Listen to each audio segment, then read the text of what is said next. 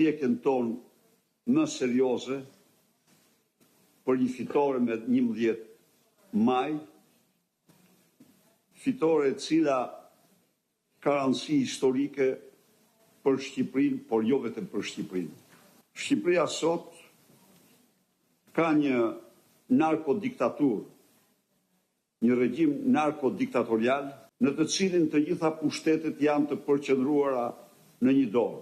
Bëhen përpjekjet më të jashtëzakonshme për të kontrolluar vullnetin e qytetarëve shqiptarë, në të cilin janë arrestuar një lloj si në Tunizi 3 liderët e partive kryesore opozitare. Ne vim në këtë fushat më të vendosur se kurrë për të shpëtuar Shqipërinë, të vetmin vend nga diktatura e dytë në 34 vite. Në këtë ekip, ai që është i pazëvendësueshëm është i riu. Jeni ju të pazëvendësueshëm. Prap kërkoj që ju të jeni fytyra e fushatës sot.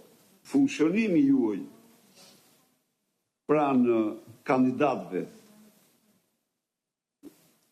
dhe intensiteti i punës tuaj krijon përshtypjen shumë të rëndësishme në zonë se ju e keni marrë në dorë këtë fushat. Misioni që vjen do të jetë i informuar me të gjitha për të gjitha aktet që kryhen.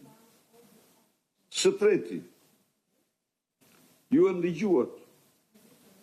Krisla Sivitaj tha Edi Rams, ti je i njohur që nuk bën zgjedhje, por ti do bëhesh përgjegjës për këto zgjedhje. Unë do shkoj me Albanët në Këshillin e Europës këto ditë. Fjalën time unë do ta përdor për zgjedhje. Sigurisht për të sensibilizuar këtë audiencë. Por ka një gjë, si të shihni ka një entuziazëm të madh në diasporë dhe në Shqipëri. Dhe kësaj here kam besim që Edi Rams i kanë pre biletën shqiptarët para se të shkojnë të kutitë e votimit. Ne pa diskutim që në pushtet do ftojmë Komisionin e Venecias. Se këta në një mënyrë ose një tjetër arritën ta mbajnë larg Komisionin e Venecias.